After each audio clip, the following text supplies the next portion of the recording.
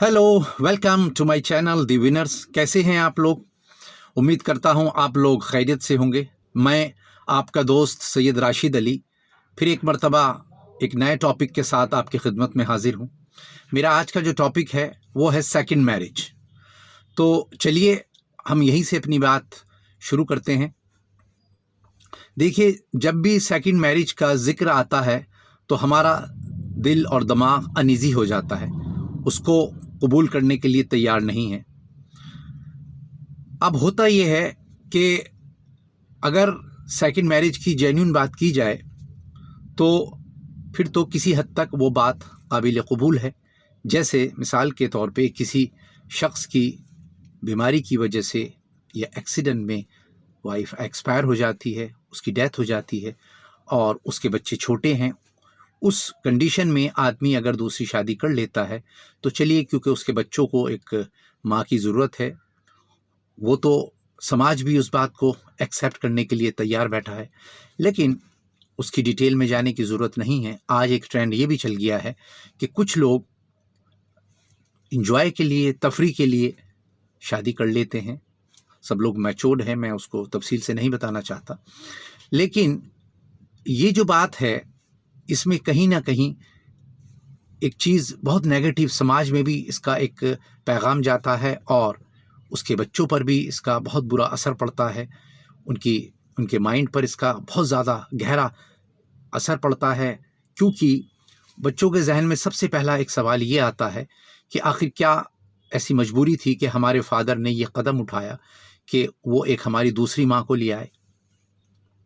अब जिस समाज में हम रहते हैं, जिस सोसाइटी में हम रहते हैं, आज भी छोटी जगह तो बच्चे इतनी हिम्मत नहीं करते कि अपने फादर की आंखों में आंखें डालकर ये बात कर दे, उनसे बात करेंगे कि आपकी हिम्मत कैसे हुई कि आप दूसरी औरत को ले आए और मेरी माँ का हिस्सा आपने और उनकी खुशी सब ख़त्म कर दी। ऐसे तो आज भी हमारे माशरे में बच्चे नहीं करते। तो लेकिन इसका असर सिर्फ़ और सिर्फ उस शख्स की फैमिली पे नहीं बल्कि पूरे ख़ानदान पे पड़ता है कि फ़लाँ के बच्चे ने शादी कर ली। होना ये चाहिए कि अगर इस तरह के हालात पैदा हो रहे हैं तो उस पे हमें गौर व फिक्र करनी चाहिए कि आखिर ये चीज़ क्यों पैदा हो रही है। मैं ये समझता हूँ, मेरी निगाह में दुनिया का सबसे कीमती, सबसे नाजुक रिश्ता है हस्बैंड और वाइफ का। जो मैरिजेज़ अरेंज होती है वो एक दूसरे के लिए बिल्कुल अजनबी होते हैं और फिर आहिस्ता आहिस्ता उनमें इतनी मोहब्बत डेवलप हो जाती है, ऐसा लगता है जैसे सदियों से एक दूसरे को जानते हैं। तो देखिए, ये कितना नाजुक और कितना पाकीज़ा रिश्ता ऊपर वाले ने बनाया है। हर धर्म में इसकी बहुत तारीफ़ की है और दोनों को बराबर का हक़ है। हम उसकी धर्म की भी डिटेल में नहीं जाते और समाज की भी डिटेल में नहीं जाएंगे। लेकिन ये जो सोसाइटी है, ये मेल डोमिनेटेड सोसाइटी है। इसमें मर्द ये चाहता है कि जिस तरीके से मैं अपनी वाइफ को चलाऊं, उसको ऐसे ही चलना पड़ेगा, क्योंकि मैं मर्द हूँ, मैं उसका हस्बैंड हूँ, मैं उसका पति हूँ। तो इस सेंस में हमारी ये रिस्पॉन्सिबिलिटी है कि अगर कहीं कोई कड़वाहट हमारे रिश्तों में आ रही है तो हमें पहले उसको खुद बैठकर दोनों को सॉर्ट आउट करना चाहिए और प्यार से, मोहब्बत से दुनिया की बड़े बड़े जंगें ख़त्म हो जाती हैं, लोगों के दिल जीत लिए जाते हैं, हुकूमत नरम हो जाती है। लेकिन अगर आप ये चाहेंगे कि आप सख्ती से, बदतमीज़ी से, बदमाशी से किसी का दिल जीत लेंगे तो ये भूल है। इस तरीके से कभी अलावा इसके, इससे तो दूरियां और बढ़ती हैं, दुश्मनी बढ़ती है। तो इसलिए अगर कहीं आपके दिमाग में यह है कि मेरी वाइफ मुझे नहीं समझ पाती या एक मुद्दत हो गई शादी को और अभी तक हमारी जहन की हमआहमी नहीं बन पाई, एक अंडरस्टैंडिंग डेवलप नहीं हो पाई, तो उसका सबसे उम्दा तरीक़ा यह है कि आप देखिए, आपकी वाइफ को आपको जो परेशानी हो रही है अपनी वाइफ के साथ, वो क्या है, आप उनके सामने रखिए। और इसमें एक और भी मर्दों की जो दिक्कत है वो मैं महसूस करता हूँ, वो ये कि मुमकिन है हमारी वाइफ को भी हमसे कोई दिक्कत और परेशानी हो, लेकिन ऊपर वाले ने औरत को सब्र बहुत दिया है, दया बहुत दी है, पेशेंस बहुत दिया है, जो मर्दों में सिर्फ उनके मुकाबले 10% होता है। तो इसलिए हमें इस बात का भी ख्याल रखना चाहिए कि हम एक तरफ़ा ये बात कर रहे हैं कि मुझे मेरी वाइफ से ये शिकायत है, वो शिकायत है, जहाँ देखते वहीं शुरू हो जाते हैं, लोगों से जिक्र करते रहते हैं, अपने पेरेंट्स से भी करते हैं, उसके पेरेंट्स से भी करते हैं, यानी कि अपने सास ससुर से। ये तरीक़ा बिल्कुल गलत है, इससे औरत को बहुत तकलीफ़ पहुँचती है।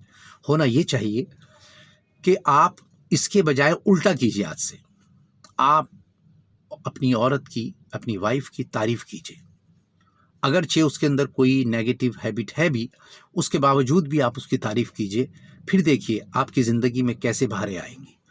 मैं आपको एक बहुत पते की बात बता दूं, दुनिया में सिर्फ़ और सिर्फ औरत को अगर कोई चीज़ सबसे ज़्यादा महबूब होती है, सबसे ज़्यादा प्यारी होती है, वो होती है तारीफ़। आप अपनी बीवी की तारीफ़ कीजिए, वो पूरे दिन जितना काम करती है, बच्चों की केयर करती है, उनकी परवरिश करती है। मोस्टली मर्द बाहर चले जाते हैं अपने काम के सिलसिले में, तो औरत के ऊपर जो ज़िम्मेदारी होती है, मैं समझता हूँ मर्दों से भी ज़्यादा बड़ी ज़िम्मेदारी होती है।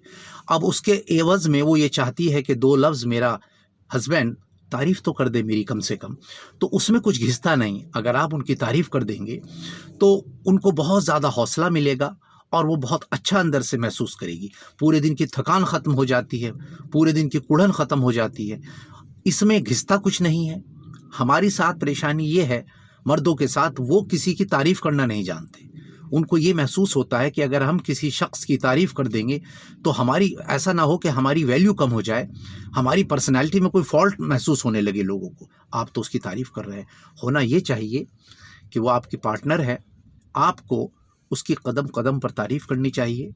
अगर वो कोई भी इस तरह का काम करती है, घर की परवरिश कर रही है, बच्चों की देखभाल कर रही है, उनको आप बहुत सराहिए, उनकी प्रशंसा कीजिए और फिर देखिए।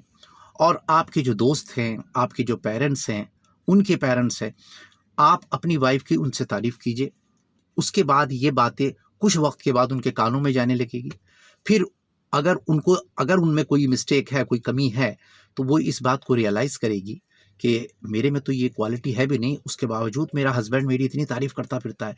फिर वो खुद ही खुद ये डिसाइड करेगी और उसको चेंज करने की कोशिश करेगी। ऐसा होता है, ऐसा नामुमकिन नहीं है। मैं जो बता रहा हूँ ये चीज़ ऐसी नहीं है कि नामुमकिन है। वो यकीनन उसको चेंज करने की कोशिश करेगी और जिस तरीके से आप चाह रहे थे, आपके पैरामीटर पर पूरी उतरने की कोशिश करेगी। और इसके अलावा दूसरी बात, आप भी हो सकता है आपकी बहुत सारी बातों से वो हर्ट हो रही हो, उसके जज़्बात बहुत ज़्यादा कहीं न कहीं मजरूह होते हों, तो आपका भी ये फ़र्ज़ है कि आप भी बैठकर सोचिए, अपनी गिरेबान में झाँकिए कि आप जो आकर हुक्म देते हैं, ऑफ़िस से आने के बाद ये चाहते हैं कि बस अब मैं यहाँ अकबर बादशाह की तरह बैठ जाऊँ और तमाम तर ज़िम्मेदारी अब मेरे बच्चों की और मेरी बीवी की है। देखिए, ये जो सोच मर्दों की है, ये बिल्कुल गलत है। अगर बाहर काम करके आते हैं, किसी पर कोई एहसान नहीं करते, ये आपकी ज़िम्मेदारी है, आपने शादी की है, तो ये भी ज़िम्मेदारी आपको उठानी पड़ेगी कि आपको उसमें भी बहुत पार्टिसिपेट करना पड़ेगा, घर के अंदर भी। और अब जब आप इस तरीके से अपने रवैये में चेंजिंग लाएँगे, तो फिर देखिए आपकी बीवी की निगाह में, आपके बच्चों की निगाह में आपकी अज़मत और आपकी वैल्यू और ज़्यादा कहीं हो जाएगी।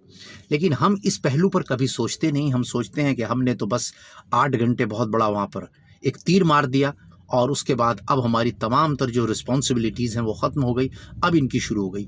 अरे आपकी गैर मौजूदगी में 8 घंटे में इसने आपसे भी ज़्यादा काम किया है घर पर। तो इसलिए हमारा ये फ़र्ज़ बनता है, ये हमारा कर्तव्य है कि हम देखें कि हमारी किसी ऐसी हरकत की वजह से हमारी बीवी को तो तकलीफ़ नहीं पहुंच रही है। अगर पहुंच रही है तो दोनों मिलकर उसको हल कीजिए, उसे सॉर्ट आउट कीजिए। मुझे यकीन है जब आप इस पहलू पर गौर व फ़िक्र करेंगे और बैठेंगे, दुनिया में कोई भी आदमी ऐसा नहीं है जिससे आप प्यार से बात करें, शराफ़त से बात करें और वो उसका जवाब गुस्से से दे या आपको लड़ने के लिए तैयार हो जाए, ऐसा कभी नहीं होता। प्यार का जवाब प्यार से ही मिलता है। अगर आप ये चाहेंगे कि इस बात को मैं गुस्से से या नफ़रत से ख़त्म कर दूँ, तो इससे तो सिचुएशन और कॉम्प्लिकेटेड हो जाएगी, रिलेशन और कॉम्प्लिकेटेड हो जाएंगे।